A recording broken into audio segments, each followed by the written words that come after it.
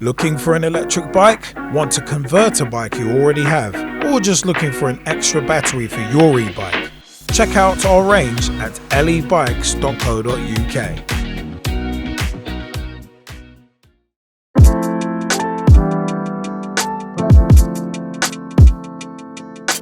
Hey everybody, what is up? My name is Liam Angel, aka Straight Shooting LJ, and welcome to another episode of the LE Bikes opinion pieces / vlog and podcast. Now, a couple of interesting things have come out recently and are being discussed.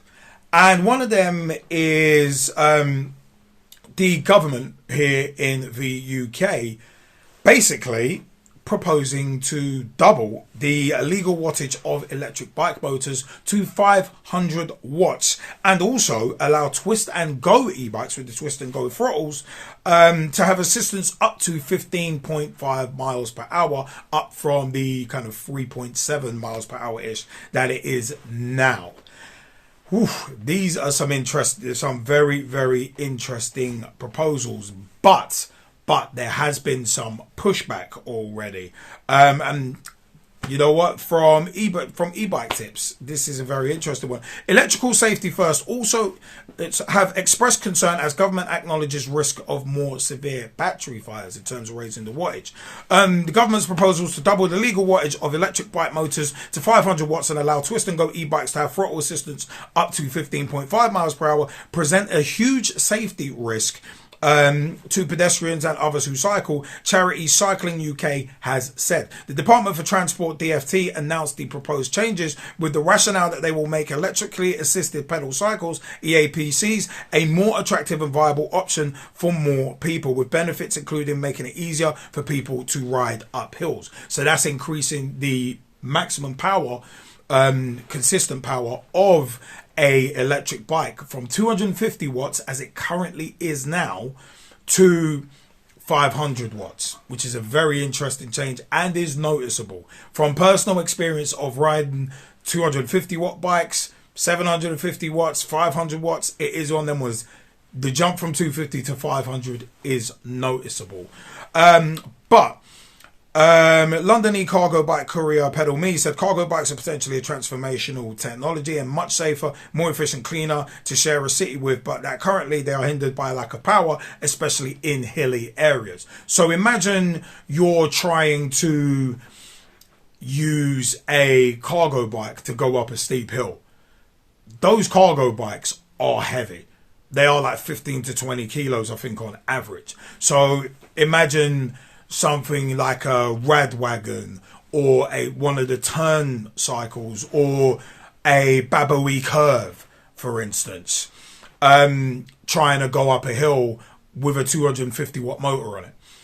That's tough at the best of times because the amount of weight on there, just the bike alone, and then you add in the fact that you've got passengers or in some cases you've got cargo, that does make things difficult. So that 500 watt increase, that increase to 500 watts could be crucial for bike couriers, those who do the school runs and transport children via cargo bikes, such as the Baboe curve, a rad wagon, for instance, or the turn cycles as well, TERN. So that increase could be critical for them and could be game changer, could be very helpful.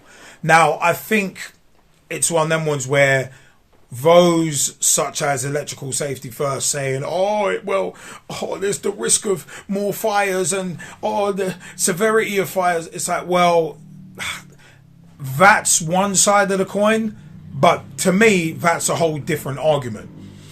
Increasing the wattage of motors, of allowed and legal motors, to 500 watts from 250 watts, that doesn't necessarily mean that there's got to be more powerful batteries attached to them. Because you can have a 500 watt 36 volt system. You can have a 36 volt battery on a 500 watt system. You can have that. It doesn't always have to be 48 volts. 48 volts will give you more power, more grunt, and I think it's something like 10 to 20% more range, but it's one of them ones like the Bafang conversion kits. You can get a 500 watt 36 volt system. You can get that. You can get batteries that are 17 amps, 21 amps, as we sell on our website, the hailongs. So that thing about, I don't know, electrical safety first. I understand why they're saying it, but I don't necessarily agree with what they're saying. So it is one of them was the twist and go e-bikes having throttle assistance up to 15.5 miles an hour. That is a massive game changer. But it will be one of them was, now I can understand there being a bit of trepidation about that, because some people will take the mickey. Some people will jump up on the pavement and be throttling only and pinging up and down pavements at 20, 25 miles an hour.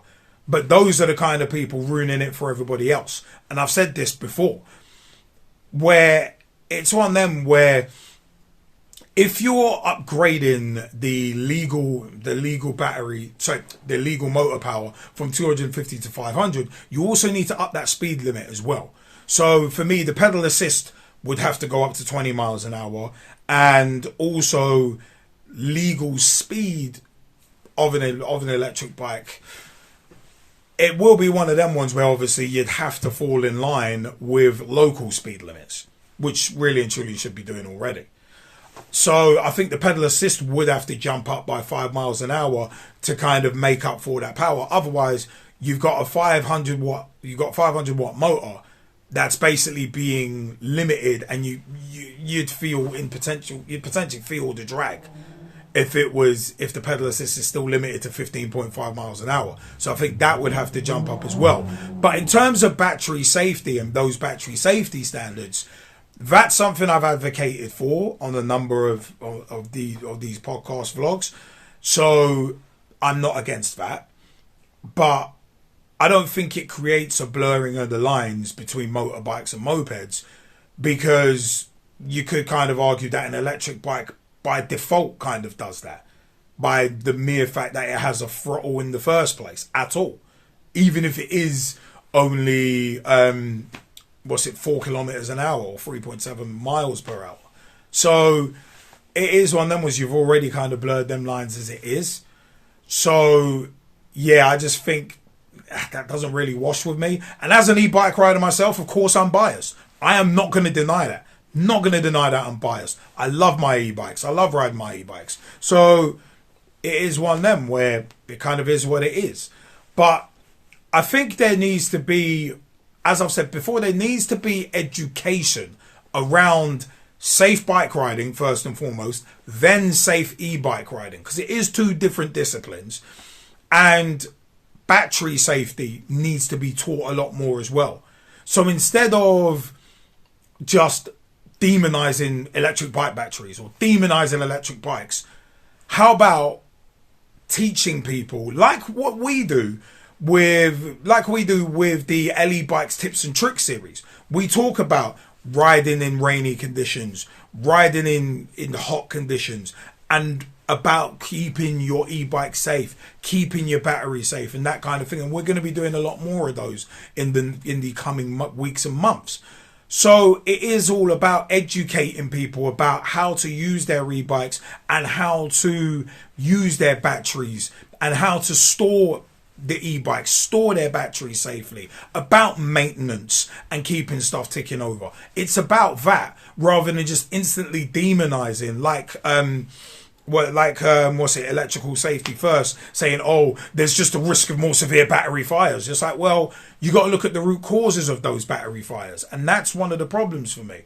The root causes are very rarely looked at. You very rarely see in articles, oh, this fire was caused because of this. The battery was inappropriately stored. It was stored in cool, wet conditions, not warm, dry conditions. It's one of them. It was left out for months on end. There was a crack in the casing on the battery, which allowed water to come in, like during a wet ride or whatever. So the wrong charger being used, for instance. So it is one of them ones. As I said, we've discussed this on our tips and tricks series at youtube.com/@LE-Bikes, and also on TikTok as well. You can find the tips and tricks videos, the LE Bikes tips and tricks. So I think it is about education and the benefits, I think, of raising that limit from 250 watts to 500 watts in terms of legal e-bike limits, in terms of motor power. I think it's nothing but a good thing. As said, I know I'm biased, but I think it's a good thing, especially, as I said, for those cargo bike riders who use those bikes for professional means. The only thing is, you do have to keep an eye on those potentially abusing it, and that's where enforcement starts coming in. You can't just blanket enforce and say, no, nobody can use this. No, because there are some people who will use it properly. And it's a case of power in the right hands. Some people will use it properly. But like any system, some people will abuse it, will use it and abuse it. So I think there has to be more education as well. And the Bicycle Association, I want to come to them as well. They suggested high-powered vehicles would accelerate more quickly and would require bigger batteries, making them heavier and more dangerous in crashes. You're talking about the difference between, say, a 3.5 kilogram battery and maybe a 4.5, 5 kilogram battery. That's the kind of differences you're really talking about. It's not going from a 1 kilogram battery to a 10 kilogram battery and then your bike can't stop at all. When it's not talking about that. So there's a bit of embellishment there from the Bicycle Association, in my opinion. Maybe a bit of jealousy in terms of, you can accelerate faster. But as well, it is one of them ones where servicing, maintenance, that kind of thing, making sure your brakes are good. I said, we've got an LE Bikes tips and tricks video talking about checking your brakes before every journey, before you set off. So it is one of them ones. Maybe one of the solutions could be making hydraulic brakes a standard on every single e-bike. That could be a potential solution, because hydraulic brakes naturally have more stopping power. So it is one of them ones. Disc brakes are on most e-bikes anyway. So it is one of them ones. It's about solutions, not just coming out and say, oh, this could be an issue. Oh, this is going to be a problem. It's like, let's work together and find the way forward. That is what I would say. But you know what? I want to know your views as well. lebikes.co.uk is our website. youtube.com/@LEBikes is our YouTube page for our tips and tricks series and much, much more. You can find us, LE Bikes. You can find us on Twitter. You can find us on Instagram. You can find us on TikTok. All of the socials, and Facebook as well. You can find us. Throw us a like, throw us a comment, let us know what you think. Remember, we do bike to e-bike conversions as well, using Bafang mid-drive motors. That is what we trust. That is what we use. Also, as well, you can buy, we are official suppliers for Engwe and Himiway. We also have samebike and ado bikes available on our website as well. So grab yourself an e-bike. If you want to get into the world of e-bikes, look no further than LE Bikes. Once again, I have been Liam Angel, aka Straight Shooting LJA. And until next time, take care. And we'll see you next time on the LE Bikes Opinion Pieces vlog and podcast. Happy riding, peeps.